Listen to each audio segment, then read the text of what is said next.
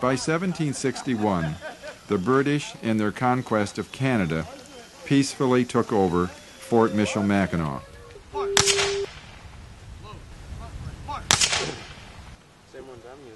Shoulder arms. Inspection arms. Forget the bayonet.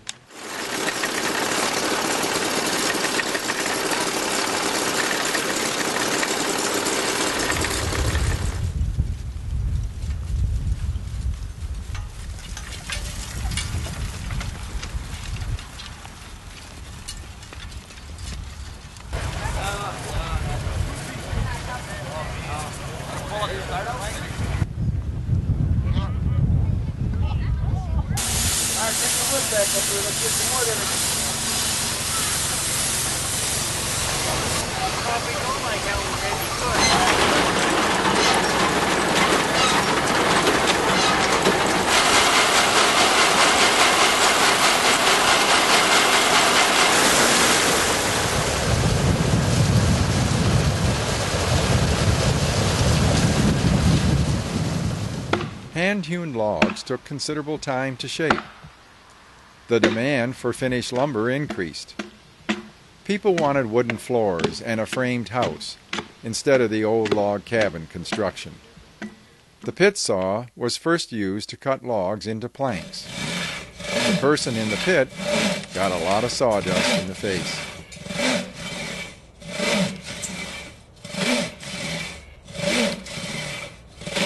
To reduce the cutting time and increase the output of finished lumber, some Michigan rivers were dammed up and mill ponds were created.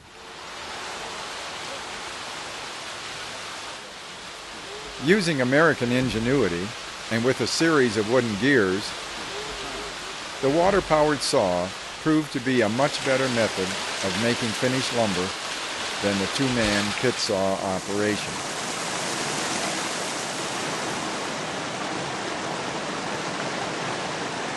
The only problem is, when the flume is nearly empty, the saw stops.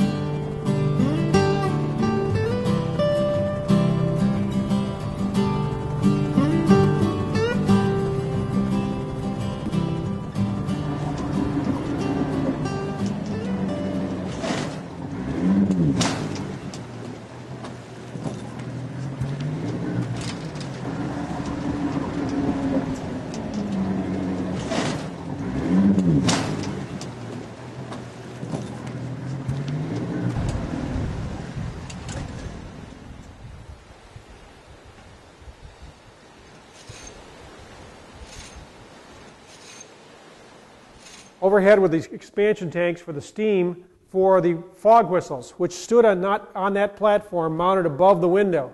There used to be a dormer here where the foghorn was mounted. It was removed when the window was replaced.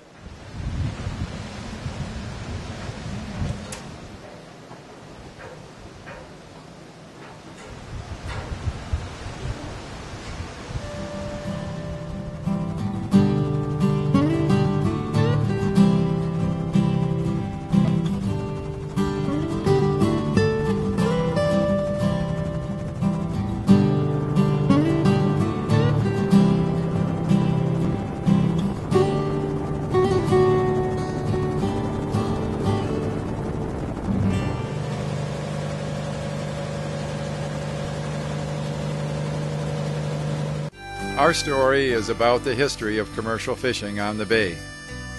In the 1840s, at a place called Lower Saginaw, the early pioneers of commercial fishing discovered fish in the bay generally gravitate to the warmer algae-filled waters.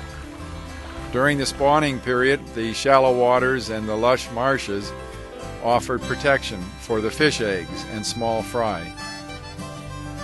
In the early years of the emerging fishing business, the pioneers tell in their writings of the many varieties of fish, such as pickerel, whitefish, lake trout, perch, sturgeon, carp, bass, grayling, and herring. And they go on to describe the size and quantity of fish, especially the sturgeon. The earliest records we have found would indicate the commercial fishing industry started at what is now known as Bay City. In 1843, it was called Lower Saginaw. It started with a cooperage owned by Mr. James Fraser. His establishment eventually made thousands of pine barrels for the local fishermen.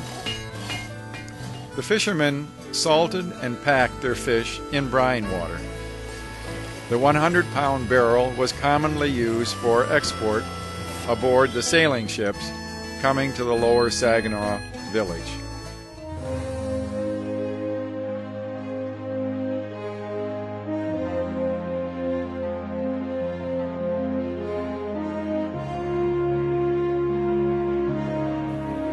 Huron City, a place where history comes alive. What was once a lumbering town where several hundred pioneer families lived and worshiped is now uniquely preserved with the eloquence and mystique of the village past. Huron City, 150 years old, attracts thousands of tourists every summer. The locals call it the town at the tip of the thumb. 150 years ago, Langdon Hubbard, a young lumberman from Lexington, Michigan, ventured north and expanded on a small lumber milling operation on Willow Creek, established by Mr. Brakeman in 1845. Mr. Hubbard, his brother Watson, and a cousin, Roland B. Hubbard, invested in the enterprise, eventually buying more than 3,000 acres of choice virgin timber, tall pines, elm, maple, ash, beech, and basswood. They planned to use Willow Creek during the spring as a waterway for getting logs to the Hubbard Millworks at the mouth of the river. The enterprise was known as R.B. Hubbard and Company.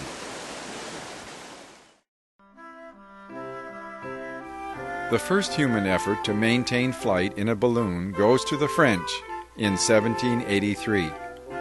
These early balloonists quickly realized they couldn't control the direction of the flight. They flew with the wind, and all they could do was control the vertical movement. They tried movable wings, which they operated manually from the basket. This too was unsuccessful.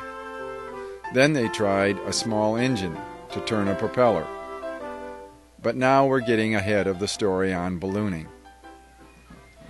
Here in America, the first practical use for hot air balloons came in the Civil War. Until that time, if you wanted to spy on the enemy, you needed a long ladder, or you might build an observation platform in the highest tree. As an observer, you were a prime target for the sharpshooter. The balloon offered a movable platform. Actually, hot air balloon ascents were first demonstrated in Philadelphia in 1794, staged as an attraction and really nothing more. Just before the Civil War, two men, John Weiss and Thaddeus S.C. Lowe, were accomplished balloonists, and back then they were referred to as professors.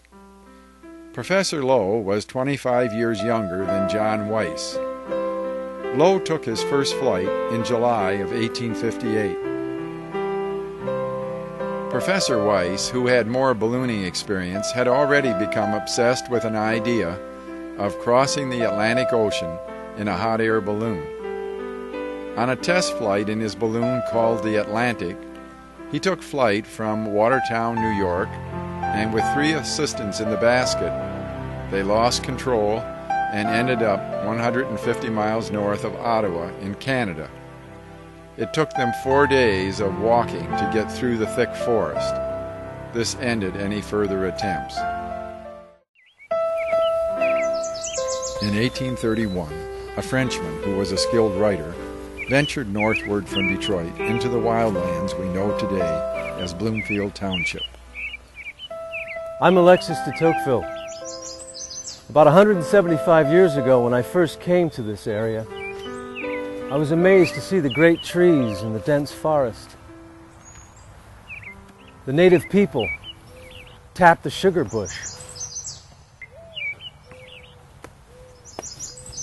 There were very few dwellings in this area, only a cabin here and there. The residents lived with the bare necessities.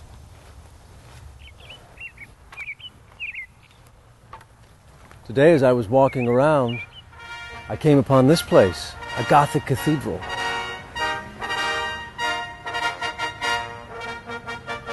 I thought I was back in Europe again. And then I found this place, with all the horseless carriages and people coming and going.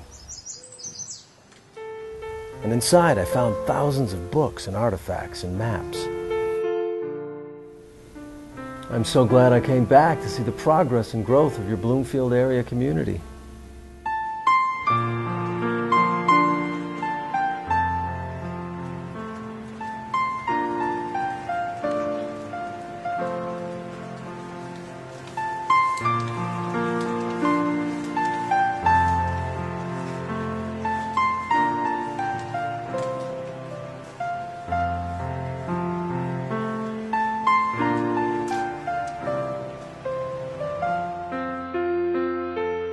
This has been a Program Source International production.